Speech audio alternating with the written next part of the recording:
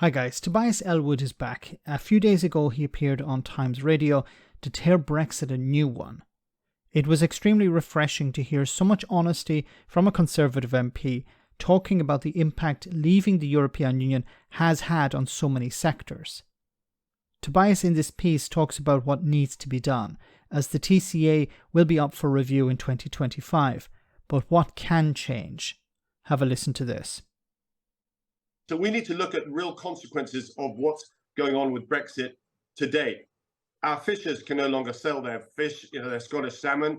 Our farmers are undercut by the unchecked imports. We're all enduring traveling problems, long queues when we go and travel. And as I say, the scale of red tape that is affecting businesses who want to trade with our biggest trading partner in the world needs to be addressed. It's about the consequences of Brexit. It's being in the real world. We're all post-Brexiteers now, and we need to move on from the dated labels of Brexiteer and Remainer to say, what can we actually do to improve our economic relationship with Europe after getting the political distance that we voted for back in 2016?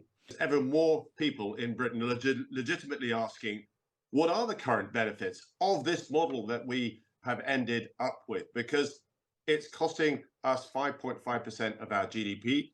It's resulted in new tariffs, new regulations imposed on our businesses, and that's costing over 40 billion to 50 billion a year in lost tax revenues. Nobody voted for that. We're enduring massive loss to our labor markets, EU workers that were operating in our hospitals, our schools, our hospitality sector that never returned after COVID, still leaving massive gaps in our employment force.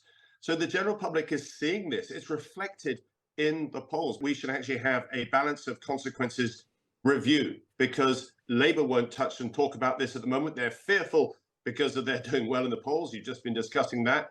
And the Conservatives, for all the reasons that we discussed, also won't go there either. But the nation is seeing this. They're seeing our hesitance. And when you get asked what have we benefited from Brexit to date, you really have to scratch your head. We are paying heavily for the extreme Brexit deal that we've ended up with, which is not in our interest for a growing economy. It's actually damaged our status in the world, and we can do better for this. And like I said, we can keep drifting this way, but the nation is realizing that they don't like what they see. So the Conservatives can either show the leadership, review this, bearing in mind it comes up for review anyway in a couple of years' time, and provide a better solution that honors the Brexit outcome of the referendum, that sees a better economic deal agreed with the European partners. Now, a few things to say about this. First of all, it's refreshing to hear a Conservative MP criticise Brexit and criticise it in stronger terms than I heard from a lot of Labour MPs. That's wonderful. Okay. Now, he's mentioned also something that I think is very important, is some sort of review. What are the consequences of Brexit? And this has to be an independent review. The government has to commission something like this. Now, the Tories at the moment don't want to do that because obviously they're hoping that the public will stay on board when it comes to Brexit. The public are obviously turning on Brexit, and you can see a number of polls that pointed to something like just 2 constituencies that still believe Brexit was a good idea. The vast majority, 99%, believe that it was a mistake. So the public have turned against Brexit. Does that mean that the public support rejoining the European Union? Not yet. That's increasing day by day, but I don't think we're at a stage where the vast majority of the public want to reopen this issue. And this is a big problem. The public are upset about Brexit, but they want it to go away. They don't want to start talking about it. They don't want to talk about rejoining the European Union, rejoining the single market. And this is a problem for the politicians, because if they want to undo the damage, they have to start talking about the damage, and they have to start talking about Brexit once again. There's no other way. Now, he talked here also about having a better relationship with the European Union, and he talked here about the TCA. Now, the problem with the TCA is that it came after the withdrawal agreement, and the withdrawal agreement was about taking the UK out of the European Union and the single market.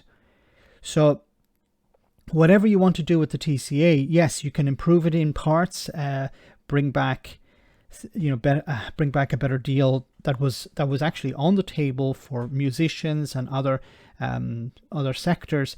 Bring that back, renegotiate. But of course, you have to understand that any negotiation involves give and take, and the European Union will be, of course, in a stronger position now than it was in 2019 and 2020, and it will say, well, if you want us to give you something, you have to give us something else in return, and that'd be interesting to see. But it is good that there are MPs like Tobias Ellwood who are coming out and being honest about this. Finally, some honesty. Now, he has been honest about this before. He stood up in the House of Commons and criticised Brexit, but explaining how it's not just affecting businesses, it's affecting society, it's affecting trade, it's affecting the exchequer because they have less money coming in. But also explaining that there has to be a way out of this. There has to be a way of building bridges with the European Union, trying to undo some of the damage of Brexit. Let me know in the comment section, guys, what you think about all of this. As always, your comments are greatly appreciated. Thanks a lot.